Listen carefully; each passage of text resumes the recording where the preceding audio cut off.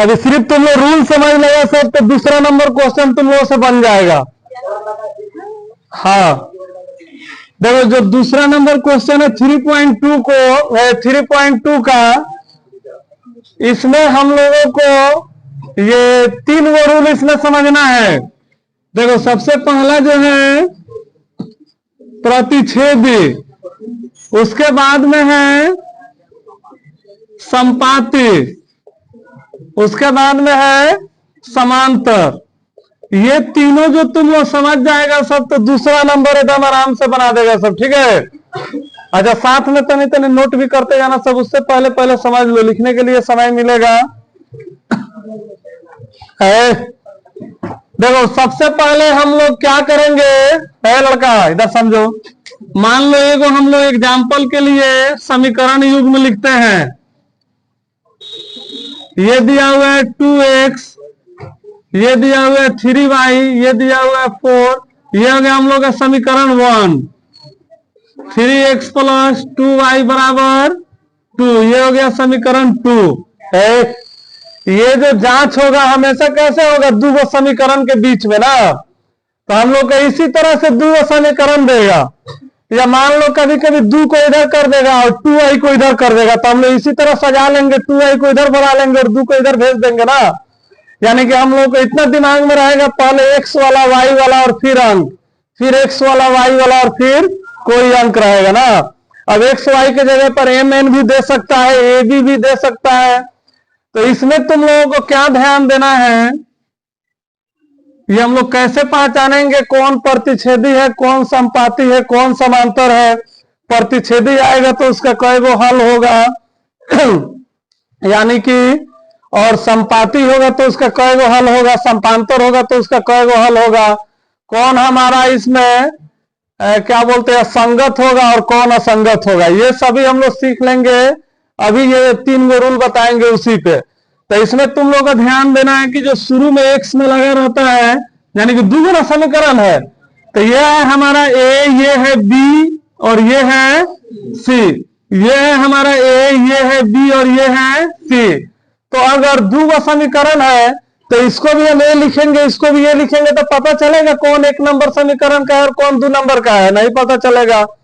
तो ऊपर वाला में हम लोग a1 लिख देंगे और नीचे वाला में a2, यानी कि a1 हो गया 2, a2 हो गया 3।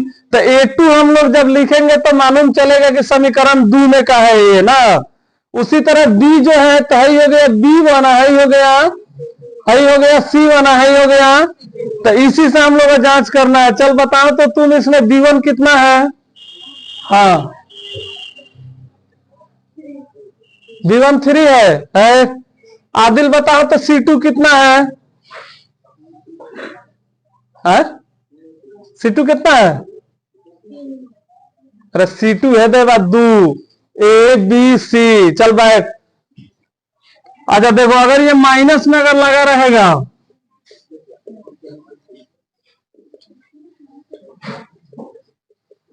देखो तो इसमें a1 हम लोग कितना है -3 और b1 कितना है 4 और c1 कितना है, a2 है 5 और b1 है और c1 है, अब मान लो इसमें माइनस लगा रहेगा तो c1 कितना हो गया -8, और जिस तरह यहाँ पे माइनस लगाए हैं। अब देखो सबसे पहले हम लोग देखते हैं कि हम लोग प्रतिच्छेदी को कैसे पहचानेंगे। देखो प्रतिच्छेदी को हम लोग पहचानेंगे कि जब हम लोग का a1/a2 बराबर होगा b1/b2 के बराबर नहीं होगा, ठीक है। यानी कि a1/a2 b1/b2 के जब बराबर नहीं होगा तो हम लोग क्या समझेंगे उसको, प्रतिच्छेदी। तो जब शुरू में दो बराबर नहीं होगा तो c1/c2 के तरफ देखने की जरूरत नहीं है, यही तो हम लोग काम खत्म हो जाएगा, ठीक है। तो ये जो होता है प्रतिच्छेदी, इसका एक हल होता है, कितना हल, एक हल, और इसका एक हल होगा। और ये हमारा होता है संगत। कभी कभी पूछता है कि ये कैसी संगत है कि असंगत है, तो अगर प्रतिच्छेदी आ जाए तो अगर ऑप्शन में संगत रहेगा तो हम लोग संगत पे टिक मारेंगे, या एक हल दिया रहेगा तो एक हल पे मारेंगे। यानी कि प्रतिच्छेदी रेखा का तुम लोग जब ग्राफ बनाएगा सर, तो ऐसे एगो आएगा और एगो ऐसे आएगा। अभी तक तुम लोग जितना ग्राफ बनाया सब एक जगह पे ना कटा है, या मान लो ऐसे खींच दिया सब एगो ऐसे आ गया तो एक जगह पे ना कट रहा है। तो एक जगह पे कटेगा तो इसका आंसर एक ही बना हो रहा है, एक्स का एगो और वाई का एगो। अभी जो हम लोग 1 नंबर क्वेश्चन का पहला बनाए हैं तो एक जगह कटा है, तो एक ही बना एक्स वाई आंसर आया है। तो प्रतिच्छेदी तो तुम लोग समझ गया सब। यानी कि मान लो इसमें हम लोगों को जांच करना हो तो देखो सबसे पहले हम लोग क्या लिखेंगे, a1 बाई a2। a1 कितना है, अब b1 a2 कितना है 3, तभी बनेगा, आगे नहीं बनेगा। फिर हम लोग यहाँ पे ऐसे कर देंगे और b1 बाई b2 को देखेंगे तो b1 है हम लोगों का 3 और b2 कितना है 2, तो ये भी तो नहीं बनेगा। तो ये बराबर है, इधर 2/3 है और इधर है 3/2 ना। तो हम लोग क्या लिख देंगे यहाँ a1 बाई a2 बराबर नहीं है b1 बाई b2 के। तो यह क्या है, यह एक प्रतिच्छेदी रेखा है ना। देखो और उसके बाद हम लोग देखते हैं संपाती। अभी लाते मुंह कहा चढ़ेबा संतोनी के, ऐसा हूं जूता फेंके वाला बानी, अब समझ लो क्या कहेगा चाहता नहीं।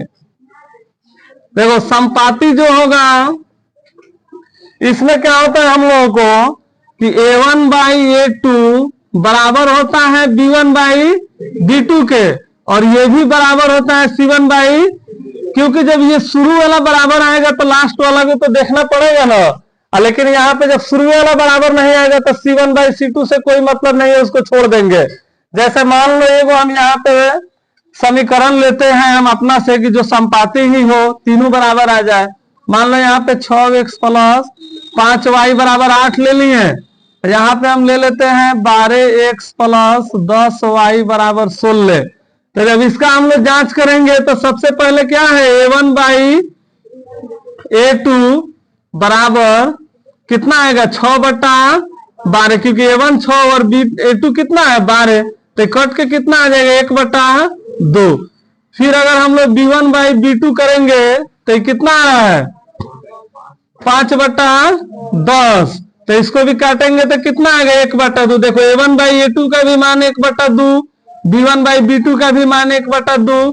तो फिर हम लोग c1 बाई c2 भी अगर करेंगे तो 8/16 कट के कितना आ जाएगा 1/2 ना। तो यानी कि यहाँ पे हम लोग क्या लिखेंगे, यहाँ a1 बाई a2 बराबर है b1 बाई b2 के, और ये भी बराबर है c1 बाई c2 के ना। यानी कि जब हम लोग का a1 बाई a2 बराबर हो जाएगा b1 बाई b2 के और ये c1 बाई c2 के, यानी कि तीनों का मान बराबर आएगा, तो ये हमारा संपाती कहलाएगा। और संपाती में होता है अनेक हल, और अनेक हल होगा, और ये भी हम लोगों का होता है संगत ना। हाँ ये भी संगत इसका हल है। अगर पूछ देगा संगत है, यानी कि ऐसे कभी कभी दे देगा समीकरण और पूछेगा ये संगत है कि असंगत है, तो प्रतिच्छेदी अगर जांच में आएगा तो हम लोग क्या बोलेंगे संगत है। इसी तरह अगर हम लोग जांच करते हैं, अगर संपाती आ गया तब भी क्या बोलेंगे संगत। कभी कभी तुम लोग बनाएगा सब तो ऐसा कंडीशन आएगा, यानी कि अगर इसी का तुम लोग ग्राफ बनाएगा सब तो एक लाइन अगर ऐसे चल गया तो दूसरी का लाइन भी इसी पे जाएगा, अलग नहीं जाएगा, ठीक है। तो इसका अनेक हल क्यों हुआ, क्योंकि बहुत सारा है तो बिंदु बन रहा है, बहुत सारा संख्या आ रहा है बीच में 1 2 3 सब एक के ऊपर में एक आ रहा है, तो इसलिए इसका अनेक हल। उसके बाद में है समांतर।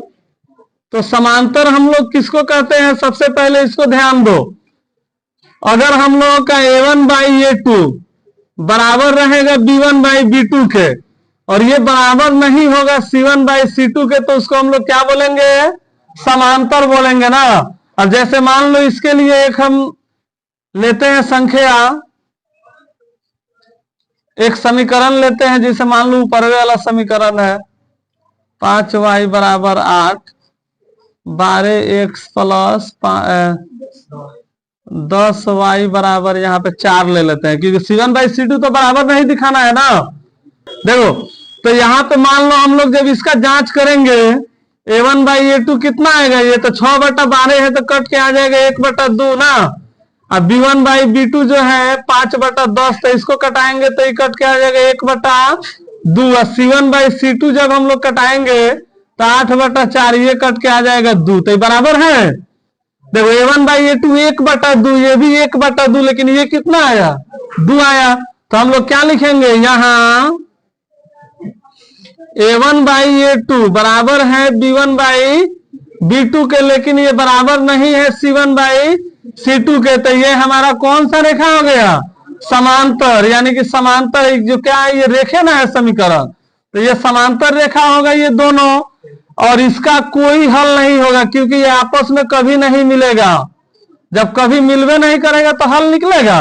है तो एक जगह काट रहा है तो एगो आंसर है, एक के ऊपर एक आ रहा है, कई जगह है तो कई गो बिंदु पे मिल रहा है, तो इसलिए इसका अनेक हल और इसका कोई हल नहीं। और ये हमारा होता है असंगत। जब मिलवे नहीं करेगा तो इसका संगत कहाँ होगा, असंगत हो गया। यानी कि जब तुम लोग ग्राफ बनाएगा सब ऐसे ग्राफ जो होगा तो उसमें हमारा एगो रेखा अगर ऐसे जा रहा है तो दूसरी का भी बिल्कुल इसी तरह जाएगा। अगर यहाँ पे नापेंगे स्केल से 5 सेंटीमीटर तो ये भी 5 ये भी 5, बिल्कुल एक दूसरे के समांतर जाएगा। तो जब कभी नहीं मिलेगा तो कौन इसका आंसर आएगा, कौन इसका आंसर नहीं आएगा। तो इसी तरह तुम लोग 3 नंबर बना सकता है सब कि नहीं बना सकता है सर, 3 नंबर आराम से बन जाएगा। तो चलो इसको घर से कल तुम लोग जांच करके आएगा सर, हम अभी अपना से भी दे देते हैं इसमें। चलो नोट करो सबको।